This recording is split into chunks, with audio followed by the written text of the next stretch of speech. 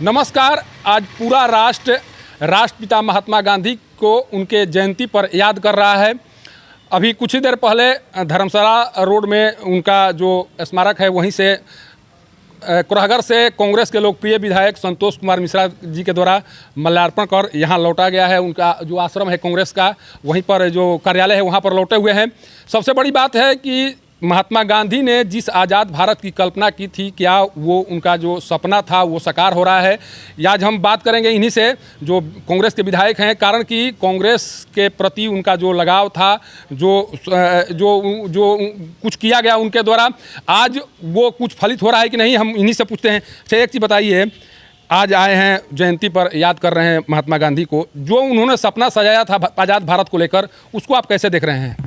नहीं, मेरा मानना ये है कि अभी आज के परिस्थिति में, आज जब हम अपना 75वां स्वतंत्रता दिवस मना रहे हैं, 75 वर्ष हमारी आज़ादी को हो गए, केंद्र सरकार ने बड़ी धूमधाम से, बड़ा आडंबर करते हुए आज़ादी का अमृत महोत्सव के नाम से पूरे देश में और सभी संस्थाओं को आदेशित कर उनके द्वारा आज़ादी का अमृत महोत्सव मनाया जा रहा है।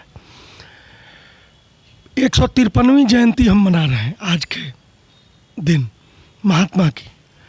लेकिन महात्मा ने जिन विचारधाराओं को लेकर इस देश की आज़ादी की लड़ाई को लड़ा, और जो वो विचारधारा जो उनकी थी, जैसे अहिंसा, जैसे शांति, जैसे देश की एकता, और जैसे सर्वधर्म समभाव की बात और सभी धर्मों में एकता की बात, ये 4-5 ऐसी मूल चीज़ें थीं, मूल मंत्र थे महात्मा के द्वारा, जो कि इस देश को दिया गया। हमारे देश ने बहुत सारे महान स्वतंत्रता सेनानियों को जन्म दिया, उनकी इस देश ने अपने आज़ादी में आहुति ली, लेकिन महात्मा जैसा शायद कोई और नहीं हो पाया। इसलिए महात्मा कहलाए और उन्हें राष्ट्रपिता की संज्ञा मिली, उन्हें संत की संज्ञा मिली इस देश में। और इस देश ही नहीं, पूरे अंतर्राष्ट्रीय स्तर पर आप किसी भी देश में जाकर देखें, बड़े बड़े जो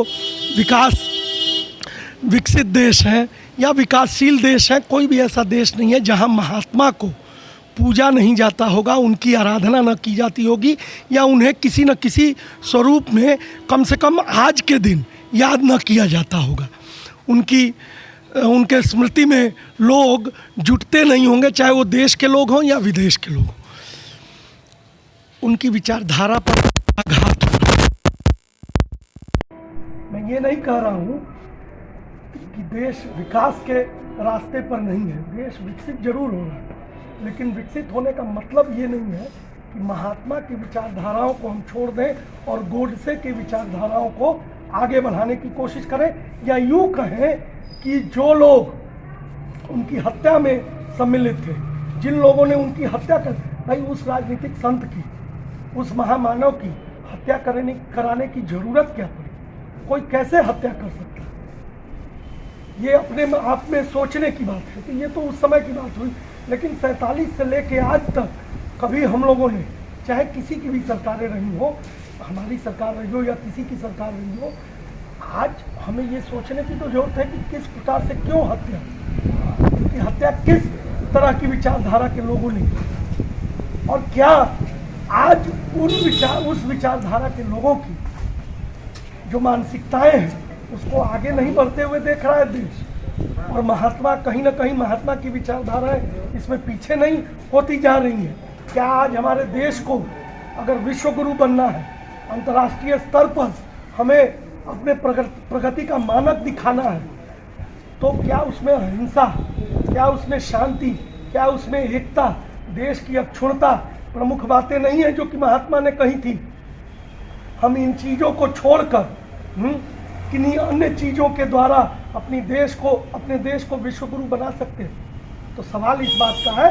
इसलिए मेरी समझ से महात्मा की विचारधारा पर कुठाराघात किया जा रहा है। आज के समय देश में 2 विचारधाराएं चल रही हैं। एक वैसे लोग हैं जो कि महात्मा के विचारों को सर्वोपरि मानते हैं, और एक वैसे लोग हैं जिन्होंने महात्मा की हत्या में जो संलिप्त रहे, महात्मा की हत्या जिन लोगों ने कराई, जो लोग अगर नाथूराम गोडसे को अगर कोई पूजने लगा, उसकी मूर्ति बनाने लगा, तो ऐसा दुर्भाग्य हमारे देश में कभी न हुआ था और न कभी आगे हुआ। अच्छा, एक चीज बताइए, स्वतंत्रता आंदोलन से लेकर आज़ादी के बाद तक जो कांग्रेस के द्वारा किया गया वो इतिहास के पन्नों में दर्ज है, लेकिन आज पार्टी के लोग या किसी खास तबके के लोग कांग्रेस को राष्ट्र विरोधी बताने पर लगे हुए हैं।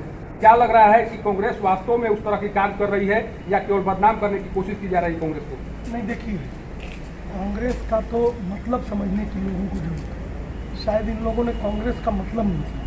बहुत सारी पार्टियां हैं, बहुत सारे समूह हैं देश में। भाजपा, भारतीय जनता पार्टी, कोई उसका अर्थ निकलता हुआ हो तो वो तो व्यक्ति परक, व्यक्ति सूचक शब्द है भाजपा। हमारा जो शब्द है कांग्रेस, कांग्रेस का मतलब होता है समूह। तो कांग्रेस ने, जब कांग्रेस का निर्माण हुआ, कांग्रेस को लोगों ने जब बनाया, तो इस देश के एक समूह के लोगों ने बनाया। बहुत सारे लोग थे जो कि किसी विचारधारा से प्रभावित होकर नहीं, एक अंग्रेज आगे आया, एक अंग्रेज व्यक्ति ओ यू ह्यूम करके एक अंग्रेज थे जो कि आगे बढ़े, लोगों को सम्मिलित किया। बाल गंगाधर तिलक, लाला लाजपत राय, सरीखे जैसे लोग आगे आए, एक समूह बना लोगों का। कांग्रेस मतलब समूह, उस समय कोई पार्टी नहीं थी। धीरे धीरे समय आया, ऐसा राजनीतिक व्यवस्थाएं बनती गई देश में, आज़ादी के बाद और आज़ादी के पहले भी। तो एक पार्टी बन गई, किसी को नेतृत्व करने की जरूरत थी। सारे लोग उसमें साथ थे। पूरा कांग्रेस का जो मतलब है समूह, जन समूह या समूह जिसको आप कहते हैं, वही चीज़ कांग्रेस का मतलब है। तो कांग्रेस की विचारधारा को हम राष्ट्र विरोधी कैसे हो सकते हैं? आप और हम अगर देश के नागरिक हैं तो कोई एक पक्ष राष्ट्र का राष्ट्रद्रोही हो जाए और कोई, हम भी इसी देश के नागरिक हैं, हम भी भगवान को पूजते हैं, हम भी राम को पूजते हैं, हम भी कृष्ण को पूजते हैं, या हम भी मंदिरों और मस्जिदों में जाते हैं। अगर राष्ट्र विरोधी और राष्ट्र के हित में बात करने वाला का मानक अगर यही है कि हम मंदिर में जाते हैं कि नहीं जाते हैं, इस पर बहस हो रही है, हम राम को पूजते हैं कि नहीं। अरे राम को कौन नहीं पूजता है? राम सबके हैं। अल्लाह को कौन नहीं मतलब कि ध्यान करता है? सबके हैं वो। भगवान तो सबके होते हैं। तो ये मानक तो सेट किया जा रहा है दूसरे लोगों को, और उसमें हो क्या रहा है कि एक ही समूह की बात है। तो समय विपरीत हो सकता है कांग्रेस पार्टी के लिए, हमारी संख्या सदनों में कम हो सकती है, लेकिन ये समय चल रहा है। इस समय को उसी प्रकार से देखें। आप कांग्रेस मुक्त भारत नहीं बना सकते। कांग्रेस युक्त भारत है और हमेशा कांग्रेस युक्त भारत है। अच्छा, एक अंतिम सवाल, बिहार के राजनीति में कुछ हलचल दिखाई पड़ रही है, लगातार कयास लगाए जा रहे हैं कि हो सकता है कि सत्ता परिवर्तन हो। आप इस हलचल को किस रूप में देख रहे हैं? नहीं, देखिए, स्वाभाविक बातें हैं। ये सरकार जो बनी है, आप अगर इसको, इस सरकार पर नज़र डालें, सरकार की कार्यशैली पर नज़र डालें, जब से ये सरकार बनी है अभी से करीब 8-9 महीने हो गए।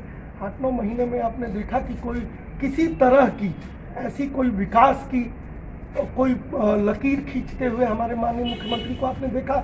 नई तरह की कोई योजना आते हुए? 7 निश्चय 1 किया, 7 निश्चय 2 करने जा रहे हैं। 7 निश्चय 1 में क्या आपने ऐसा कमाल कर दिया?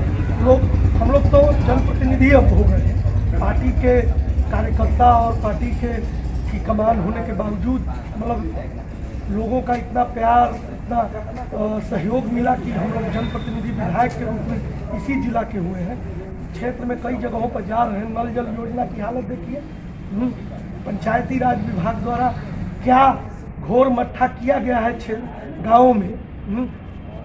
जो सड़क है गाँव की, जो मुख्य सड़क है, जो गली है गाँव की, उसको तोड़कर मरोड़कर पूरा खोद कर नल जल योजना की शुरुआत करने की कोशिश है। किसी के घर में पाइप नहीं पहुंच रहा है, किसी के घर में पाइप। आपने खुद एक सवाल उठाया था, बीच में अभी एक बैठक हो रही थी, बैठक में था कार्यक्रम क्रियान्वयन समिति की, भाई कितनी लंबाई होनी चाहिए उस पाइप की।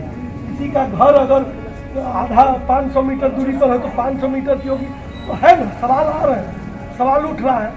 सरकार में हलचल तो रहेगी, क्योंकि